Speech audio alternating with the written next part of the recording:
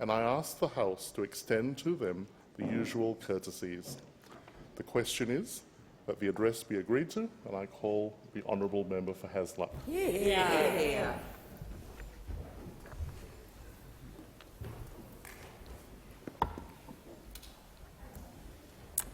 Mr. Deputy Speaker, here I stand on this hill, a newly elected member of this place, the Australian House of Representatives, the member for Hasluck. A representative. What is that? What is a representative? It is audacious, surely, to claim to represent 150,000 souls, or even perhaps to represent anyone other than ourselves. What gall we have, and yet here we are. Of course, it is a privilege and an honour. The enormity of the task entrusted to us is never far from my mind. I'm a proud West Australian, and I spent most of my formative years in a beautiful regional wheatbelt town called York. York is the oldest inland town in Western Australia, having been established in 1835. It is a pretty small place, but it is full with arts, music and culture, and I immersed myself in all of it.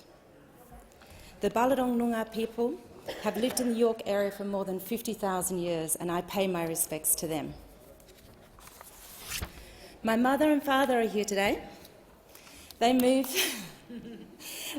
us to York for a true change when I was about 9 and my dear, beautiful sister Sophia, 11. We lived for a while, the four of us, in a small, tiny, one-room cabin on a small property surrounded by nature, and we loved it. My mother, Glenys, apart from helping Dad look after horses, sheep, goats, chickens and us, was a medical practice manager. From her, I learnt resilience and a strong work ethic. My father, Peter, had many jobs. His absolute favourite, like Ben Chifley, a train driver. From my father, I discovered a passion for motorcycling, and he taught me compassion and to see the world through an egalitarian lens. He also modelled dedication to the Labor Party and Labor values all his life, and always pushed me to have a political career. Okay, Dad, I got the message. My parents provided me with a wonderful example of equal partnership and of a steadfast and loving relationship. My husband and soulmate of over 20 years, Nana Georgievich, is also here today. Everyone in this place will know how important it is to have family who support you in this work. I am more than fortunate to have his unwavering moral and practical support.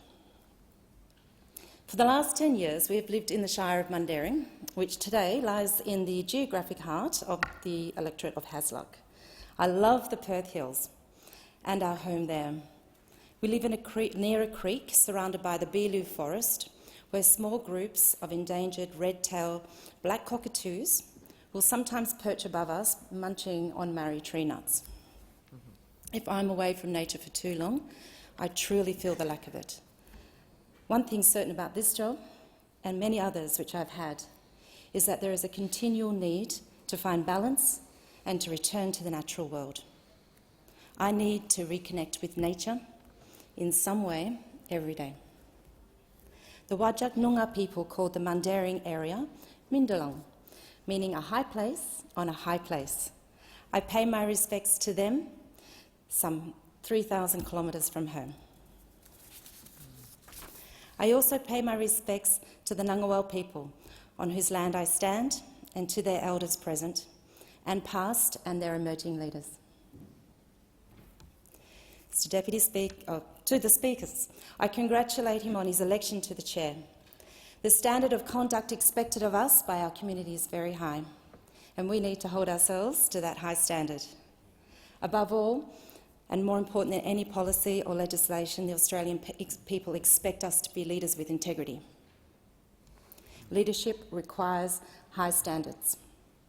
Through both legislation and our own behaviour, We need to set and maintain those standards. I commit myself to the Speaker to that renewed effort. I note the great community work done in Hasluck by the former member Ken White, and I seek to build on his effort. He was the first Indigenous member of the House when elected in 2010. He was well liked across the chamber, and he served with dignity as the Minister for Indigenous Australians. I hope and expect that this Parliament will continue to listen to Indigenous people and will rise to the challenge to a full and constitutional implementation of the Voice to Parliament envisaged in the Uluru Statement from the Heart in 2017. The Uluru Statement describes the difficulty facing Indigenous people as a structural problem, as the torment of our powerlessness. The Voice to Parliament will be enshrined in the Constitution, the very centre of our power.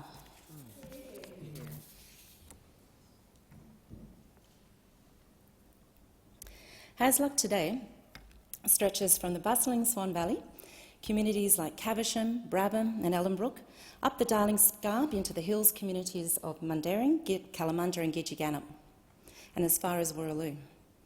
Is it the most beautiful electorate in Australia? I don't know. I haven't seen them all, but perhaps it is. People choose to live in the hills and Swan Valley for myriad reasons. For the national parks, farmland and natural environment, for the business opportunities, for the historic centres of Midland and Guildford, for the vineyards, for the active, wonderful and warm communities in each shire and locality, for the freedom and for the challenges, and there are challenges. Moving around the electorate is one of them, with limited public transport options. Disaster readiness is always front and centre. Communications can be tricky and patchy at best. The North East Corridor, which centres on Ellenbrook, is one of Perth's fastest growing areas and carries all the needs of a bustling mortgage belt. Access to health, education and social services is harder than in most metropolitan areas. Campaigning in Hasluck also held challenges, and I cannot speak highly enough of the great team of volunteers who coalesced seemingly out of nowhere and helped me each and every day on what was a long campaign. They were many and varied. Labor Party branch members, young and young in spirit, valiant union members fighting the good fight, students, pensioners, old friends, and quite a few locals who had just had enough.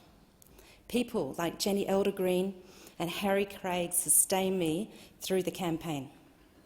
They united to become the change makers. But it's not the function of the first speech to name everyone, so I will wait and thank each of them as I meet them again.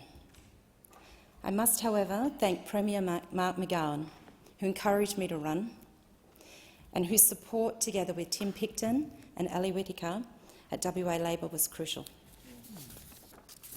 I also thank all those in the great trade union movement for their steadfast focus and contributions in time, effort and support. In particular, I would like to acknowledge Peter O'Keefe and Ben Harris at the SDA. I thank all my federal colleagues who were there with me in solidarity every step of the way.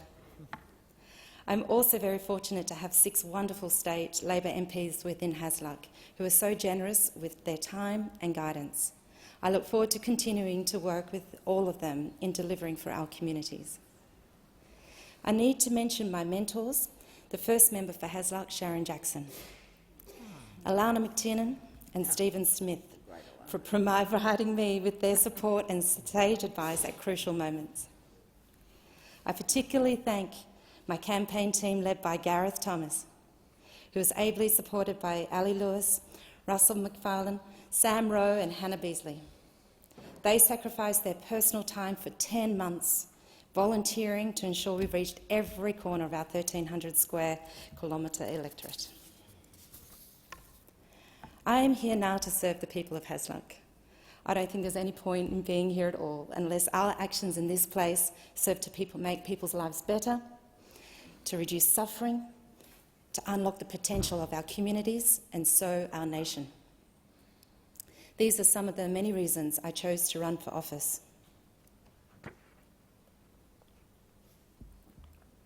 Another motivation for running, Mr Deputy Speaker, was that I could no longer stand by and witness the abject betrayal of the Australian people.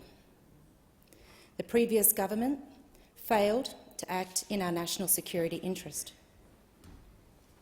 They failed our LGBTQI community by recklessly creating divisions in our society and within families. They demeaned and even criminalised people seeking basic support through the NDIS, Social Security and asylum. They knew there was a need for an anti-corruption commission and they failed to act. They presided over a decade of willful ignorance and indifference to protecting our environment, and they continually failed to lead on a multitude of crises that Australians faced: pandemic, bushfires, floods, climate. Is this the moment to speak truth to power? Is it? The previous government knew the truth. It was those suffering who were kept from knowing. The 30-year-old Hills veteran, his body riddled with shrapnel, broken physically and mentally, asking me why he can't access the support he needs. The seniors in Averley borrowing money they know they cannot return to pay rates and bills, wondering to me why there is no action on cost of living. The young man in Swan View asking me why he had to quit his job to care, to wash and clean his mother as she lay with cancer in a nursing home. The truth, Mr Deputy Speaker, the sad, cruel, cold-hearted truth is that the previous government did not care. The previous government made me angry and motivated me, like my volunteers, to work to make change as a national imperative. So on May 21, 2022, the Australian people voted for change. The new members here are a result of that move for change, as is the new government. Of course, being the beneficiaries of a move for change carries with it the onus to effect change. We need to deliver. The experience I bring to this chamber includes work as an advisor for state governments of both persuasions on issues ranging from local content in government contracts, addressing insurance access and affordability, native title, counter-terrorism and emergency and security management.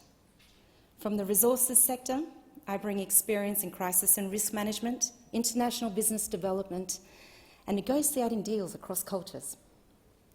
From running my own business, I bring an understanding of the need for clarity and certainty from government, which provides the conditions conducive to investment, growth and employment opportunities.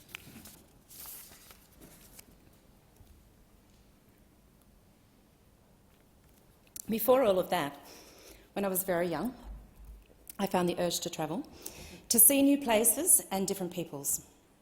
I began after-school work from 14 so I could save money to travel for a couple of months backpacking across India when I was 16.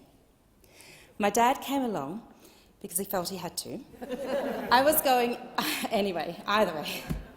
I also spent a year in Japan on Rotary Exchange and later a time in Bangladesh with UNHCR. These were important experiences for me. I received the gift of understanding that there are many ways for people to live, many ways to approach the same goals. It also entrenched my curiosity in Asian politics, history, language and culture, leading me to study bachelors both in economics and Asian studies. Education. Education is so important. It needs to be of a high quality and accessible to all, not only to provide young people with a way to move forward in life, but also to combat the racism, misogyny and elitism that a lack of good education foments. The other thing I learned from my study and travels is the vital importance of government policies that support economic growth. Capital investment in modern times has opened the gates to economic prosperity. Capitalism alone, however, cannot sustain prosperity, because prosperity must be also measured in terms of environmental health and individual well-being, not just in gross economic transactional terms. In our complex societies, the existence of a social safety net is paramount to ensure that no one is held back and no one is left behind. I met many people in Hasluck finding it harder and harder to meet the mortgage repayments as they face the cost of living pressures. Others are caught up in a rental trap and have given up hope of ever owning their own home.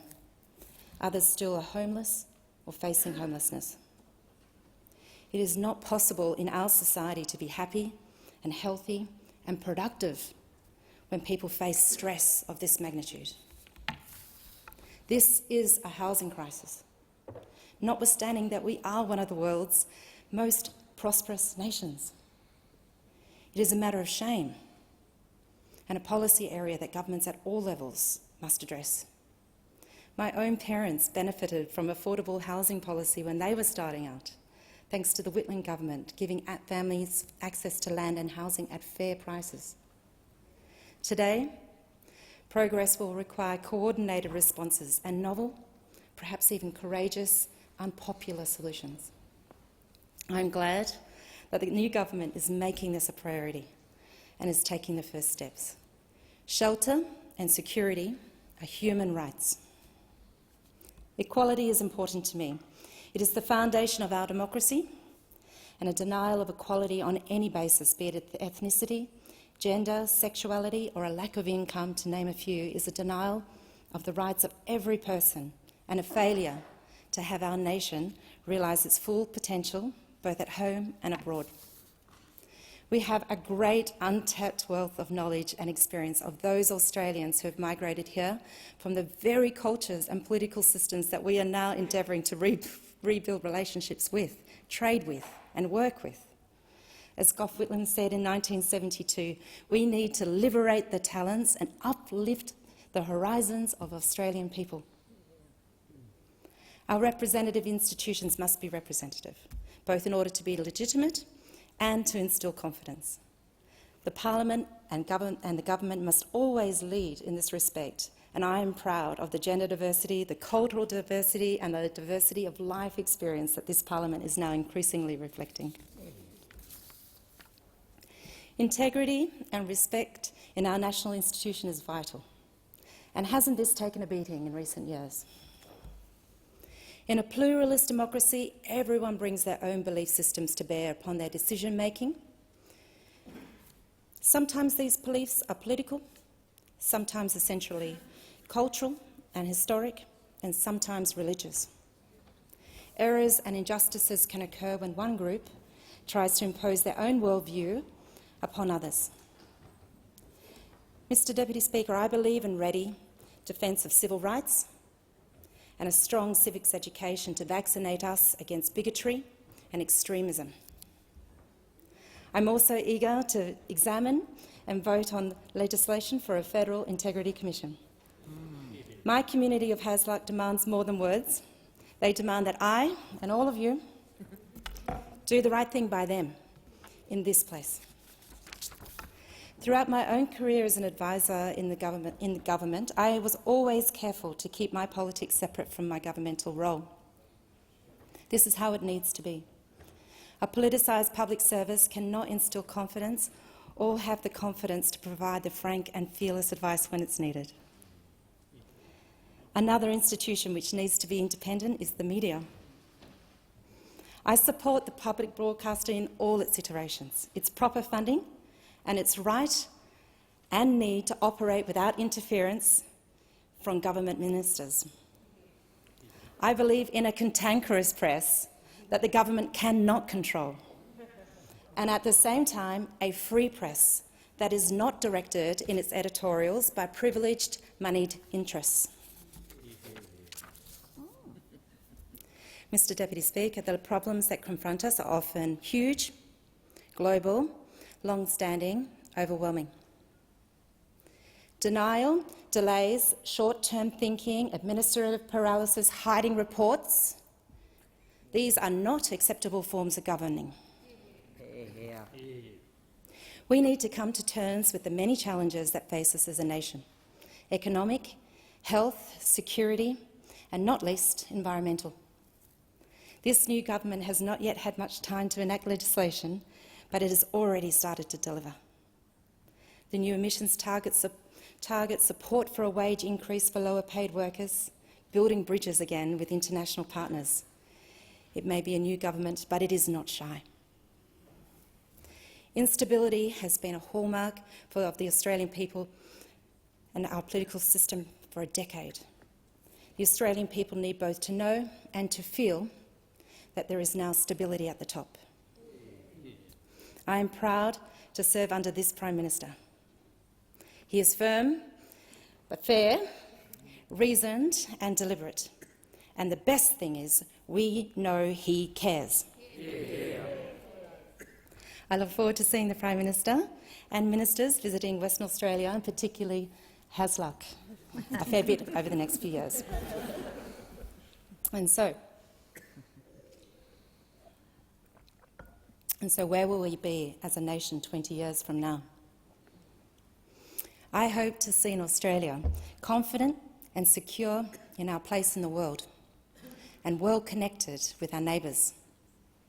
A serious country that takes itself seriously, and one that our region turns to naturally to help with serious problems. A country that is invested just as much protecting its people from the real risks we face in fire, floods and cyclones as we do on defence. An Australia that can look back over 20 years of sure action on climate change and be proud and more than a little relieved. An Australia with a strong, circular economy. In a world where having a few digital Australasian dollars is regarded as a good thing. One where Australians are still a little cynical about politicians, for that is part of our DNA, but where there are fewer reasons that they can point to for that cynicism. Where politicians speak less of the need for cultural and gender diversity because it has become the norm. Where the First Nations voice informs the work of the Parliament on a daily basis, and where First Nations cultures and languages are flourishing. An Australia where the well-being of the nation is underpinned by the well-being of each of its citizens, who know that in times of need they will be able to rely on universal Medicare, childcare, aged care, superannuation and the NDIS, and in a just and superb education system that is accessible and free. An Australia where a new flag flies over this place as the political centre of a young republic. And where 3,000 kilometres away, back at the home in the Shire of Mundaring, perhaps still at the heart of an electorate called Hasluck, Nen and I have noticed that the red-tailed black cockatoos have increased in such number that we sometimes find it hard to hear ourselves speak.